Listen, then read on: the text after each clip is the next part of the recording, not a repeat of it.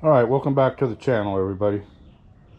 We're fixing to head out and do a top speed run and some hill climb tests. Just wanted to let y'all see that the battery is charged to 72 volts. So we've got a full charge. So I'll be coming back on as soon as we get to the spot where we're going to do the top speed test. We're going to go to the same place we did the Rev 1 test, so kind of just make it fair. So we'll see you when we get there. Alright, here we go. Before we go, I'm 5'9". I weigh about 210 pounds. Okay? So, see what she's got here. I am gonna tuck. I got the tire set right, everything's set right, so let's see what we get.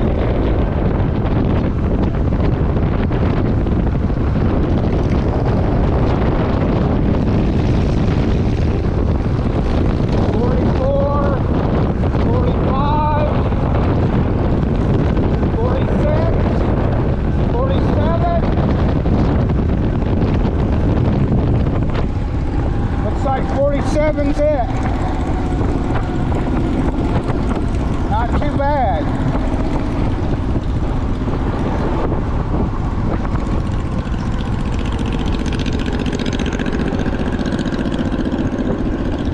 Not too bad. 47.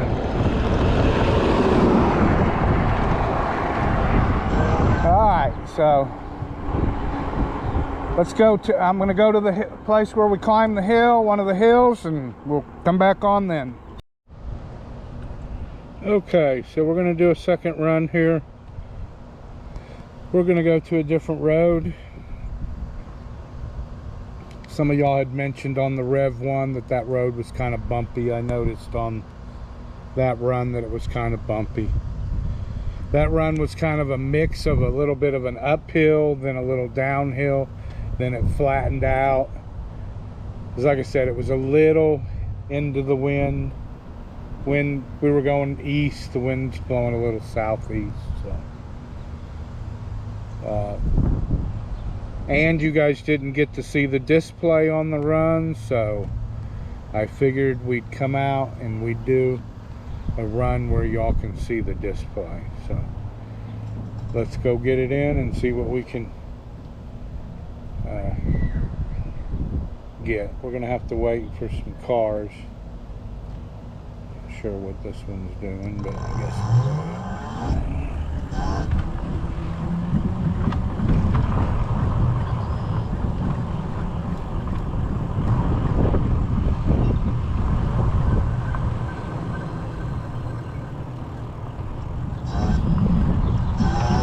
alright, here we go.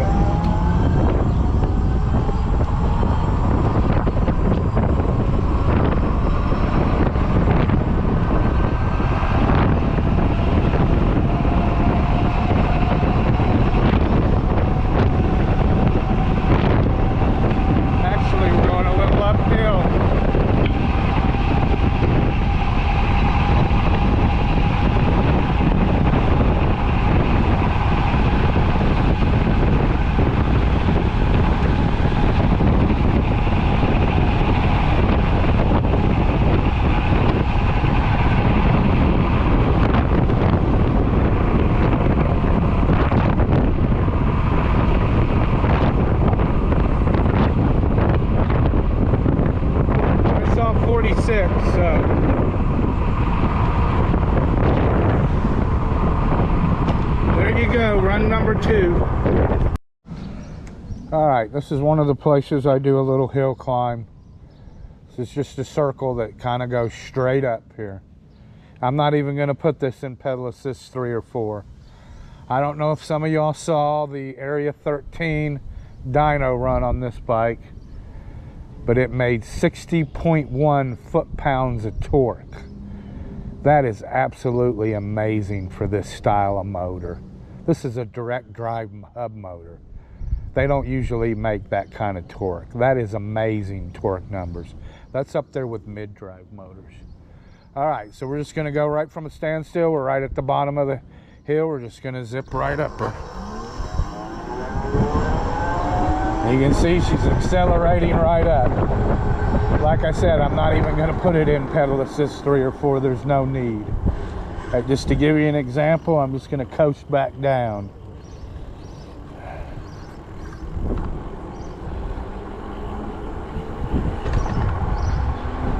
Probably hit 15 on the back down side.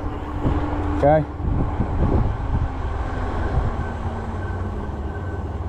All right, so let me get to another area. Here's another pretty good hill here. You can see she just zips right up them, man. Hills are nothing for this bike. Nothing. So, all right, well, let me get to another spot and we'll be right back on. All right, this is gonna be a little bit of a longer hill. We're gonna go down it and then we're gonna come back up it.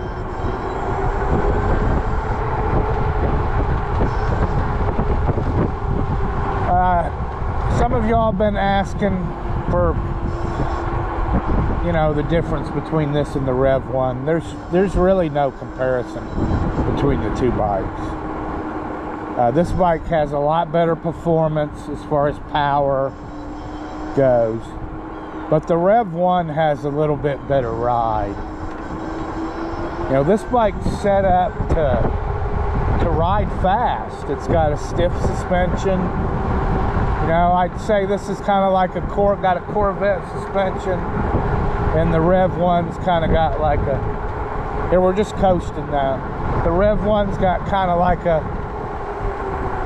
I don't know, it's just a more street friendly suspension. All right, now I am in 5, but I'm gonna put it back in 3. This just to show y'all, this thing in 5 it would zip right up it. It's going to accelerate all the way up. It's a long hill all the way. The whole thing is all the way just up. And you can see we hit 25 and it's just holding. All right, now we're not in quite of a steep area, so it got back up to 26, 27. But this is just all uphill all the way. Okay, this bike has amazing torque for a direct drive motor. Amazing torque. Okay, amazing. Like I said, this has got like a Corvette suspension. The Rev 1's got like a Cadillac CTSV type suspension. Not as rigid or hard as the Corvette. Okay.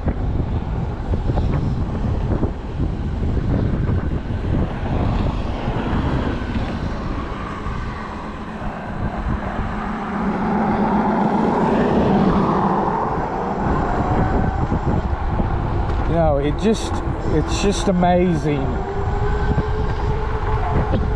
You know, look, I've only rode a couple other direct drive bikes, and they were both Zeuses. They were the full suspension model. I can't remember what it's called, the full suspension. And those bikes didn't have the acceleration from a standstill that this bike has. I mean, this bike really is amazing how it gets up and goes from a standstill in 3, 4, and 5.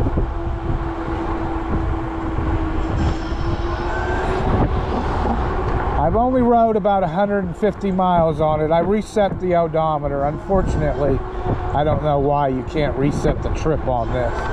You have to reset the odometer to reset the trip. That's a snafu in the design.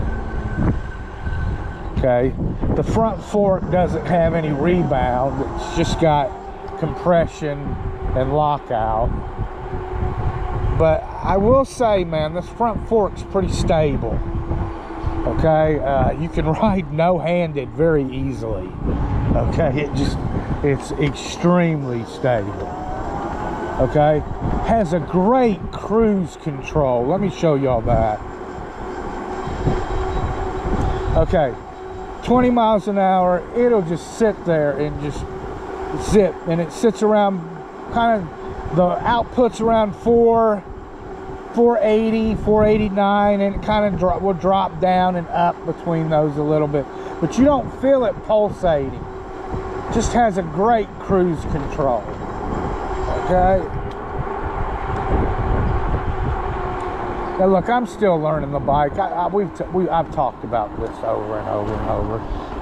These guys that get review bikes and ride them for 20 to 40 miles and want to tell you all about them, and then they sell them and you never see them again. I've never really quite understood that. I will tell you this, there's a big difference between this bike and the Rev 1. Okay, you know, this bike, like I said, this bike's got way better performance. I think we hit a 10 mile an hour faster top speed. Okay, and it was pretty windy, and now it was a crosswind, but it was still coming into me just a little bit, cross in. Okay, so you know, the like y'all just see there, just it's got some great power. Now, there is a couple things about the bike I don't like already that I can tell you about. The pedal cranks on this thing are just too long to have a comfortable pedal. I'm going to try some shorter pedal cranks on it.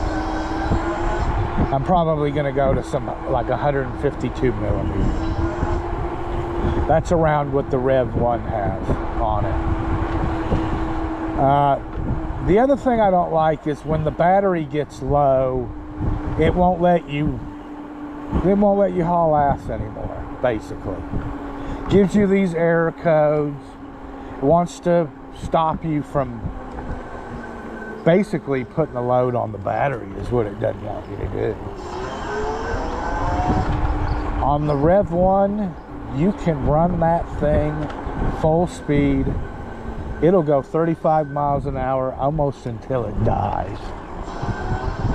And I'm not saying that this won't do that, but it pops that error code up in front of your face and it makes you want to let off the throttle.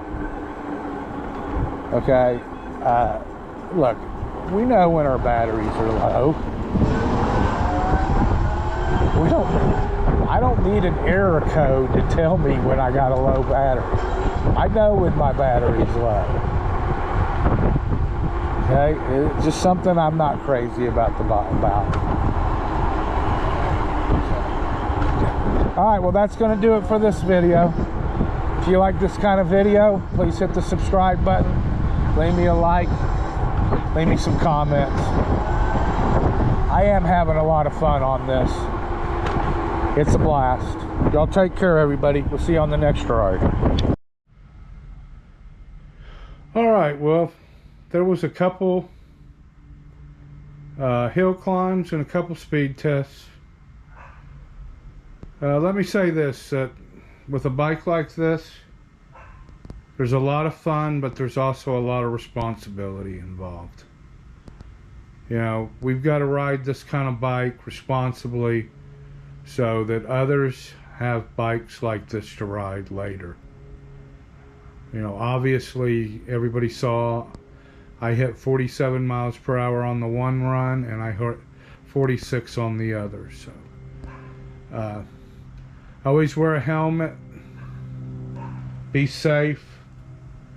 I was actually wearing that motorcycle helmet there, that Harley Davidson capper, during those runs.